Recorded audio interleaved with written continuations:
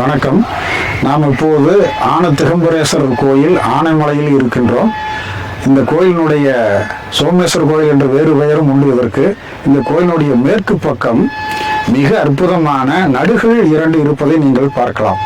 இந்த கல்லில் என்ன செய்தி இடம்பெறுகிறது என்றால், நாட்டுக்காக போராடி அந்த வீரன் அல்லது வீரனுடைய கூட்டத்து தலைவன் ஒருவனாக இருக்க வேண்டும். அவன் போரிலே இறந்து போகிறான். அந்த போரிலே நடந்ததுக்கு அடையாளமாக வில், வாள், கதை போன்ற எல்லாம் காட்டப்படுகின்றன. எதிரியால் குத்தப்பட்டு இறப்பதாக அவன் அந்த உடைவாளில் இருக்கின்ற கத்தியை கொண்டு குத்துவதாக அந்த காட்சி காட்டப்படுகின்றது. அவன் இறந்து போனதனால அவளுடைய மனைவியும் இறக்க துணிகின்றாள். அவளுடைய அந்த துணிவினை பாராட்டுகின்ற வகையிலே மகளிர்கள் சாமரம் வீசுவது போல இருக்கின்ற காட்சி தான் இங்கே காட்டப்படுகின்றது. அதை இது வீரநிலை நடுகள் என்று சொல்லுவோம். அந்த பெண்ணையும் கணவனோடு இறந்து போன அந்த பெண்ணினுடைய வீரத்தையும் பாராட்டும் வகையிலே இந்த நடுகளானது எழுப்பப்பட்டுள்ளது. அதனால்தான் தேவர்கள் எல்லாம் வந்து வணங்குவது போல, வெண்சாமரம் வீசுவது போல அந்த காட்சிப்படுத்தப்பட்டுள்ளது. அந்த வீரனுடைய இடுப்பிலே வாருங்கள் உடைவாள் இருக்கின்றது, காலிலே வீரக்கடல் இருக்கின்றது, ஒரு கையில் மிகப்பெரிய வாள் ஒன்று வீசுகின்ற நிலையிலே வைத்திருக்கின்றான். இது வெள்ளைப்பாறையால் ஆன கல்லாக இருந்தாலும் வெயிலிலும் மழையிலேயும் பாதிக்கப்பட்டதனால சிதைந்து போயிருக்கின்றது. அவனுடைய இடுப்பிலே அவன் அரை டிராயர் என்று சொல்லக்கூடிய அந்த உடையை அணிந்திருக்கின்றான். அது உடைவாள் என்று சொருகப்பட்டிருக்கின்றது. அவன் போர்க்களத்தில் இருந்திருக்கின்றான் என்பதை காட்டுவதற்காக அவனுடைய ஒரு கால் முன்னோக்கியும் இன்னொரு கால் அதனை பின்தொடர்வதாகவும் இருக்கின்றதை காட்டலாம். மகளிர் இருவர் ஒய்யாரமாக நிற்பது அவன் இறந்து போனதை வழிபட்டு அவள் தெய்வமானாள் என்பதை காட்டுவதற்காக இந்த சிற்பமானது இடம்பெறுகிறது. அருகிலேயே இன்னொரு சிற்பம் அற்புதமாக இருக்கிறது. இது அடுக்கு நிலை நடுகள் என்று சொல்வார்கள் வரலாற்றில். வீரன் ஒருவன் தன்னுடைய நாட்டுக்காக அல்லது வீரனுடைய தலைவன் ஒருவன் தன் நாட்டுக்காக இந்த இறைவனிடம் வேண்டிக் கொள்கிறான்.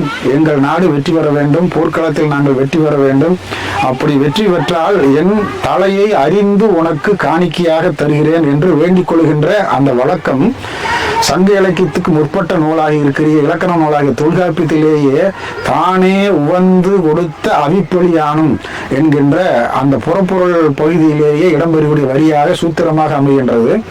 வீரன் ஒருவன் தன்னுடைய நாட்டுக்காக, மக்களுக்காக, வீரனுக்காக அல்லது குடும்பத்துக்காக அல்லது நாட்டு தலைவனுக்காக அல்லது போரிலே வெற்றி பெறுவதற்காக இப்படி பல்வேறு காரணங்களால் இறைவனிடம் வேண்டிக் கொள்வதும், அந்த வேண்டுதல் நிறைவேறுமானால் வேண்டிக் கொண்டதோடு மிகுந்த மகிழ்ச்சியோடு தன்னுடைய தலையை அறிந்து அங்கே இருக்கின்ற தெய்வத்துக்கு பலி கொடுப்பதும் ஒரு மரபு. அந்த மரபனை ஒட்டி இங்கு வீர ஒருவன் பாருங்கள், தனது கையாலேயே வாளினால் தலையை அறிந்து கொள்கிறான். அறிந்த தலை பாதி தொங்குகிறது. அருகிலேயே அவனுடைய துணைவியார் இருவர் இருந்து கொண்டு அவனுடைய அந்த வீரத்தை கவனிக்கிறார்கள். அவன் தெய்வமாக ஆகி இருக்கின்றான் என்பதற்கு அடையாளமாக, சிவனோடு ஐக்கியமாகிவிட்டான் என்பதற்கு அடையாளமாக சிவனுடைய லிங்கமானது அங்கே காட்டப்படுகிறது. அடுக்கிலே, பக்கத்து அடுக்கிலே, 2வது அடுக்கிலே வானத்தில் இருக்கின்ற தேவதைகள் அவனுடைய உயிரை மேலே எடுத்து சென்று இறைவனோடு ஐக்கியப்படுத்துவதாக இந்த காட்சியானது அடுத்தப்படுகின்றது.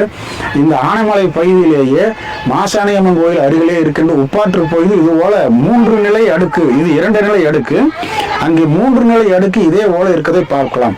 ஆக ஒரு காலத்தில் ஆனைமலை அதிகமாக போர்கள் நிறைந்த பகுதி. இப்போ போர்க்களம் நடந்ததுனால வெற்றியும் தோல்வியும் மாறி மாறி வருகிறது என்றாலும் அந்த வெற்றியின் அடையாளமாக தலைவனுக்கு, மன்னனுக்கு, நாட்டுக்காக உயிரை கொடுத்த அந்த வீரர்களுடைய தியாகத்தை போற்றுகின்ற வகையிலே இந்த ஒப்பற்ற நடுகள் சிற்பங்கள் இடம்பெறுகின்றன.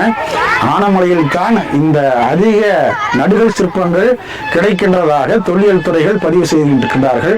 அந்த வகையில் அற்புதமான இந்த சின்னங்கள் ஒரு காலத்தில் மக்களால் வீரக்கல்லாக மட்டுமல்லாமல் வீர தலைவர்களாகவும் தெய்வங்களாகவும் வழிபடப்பட்டன.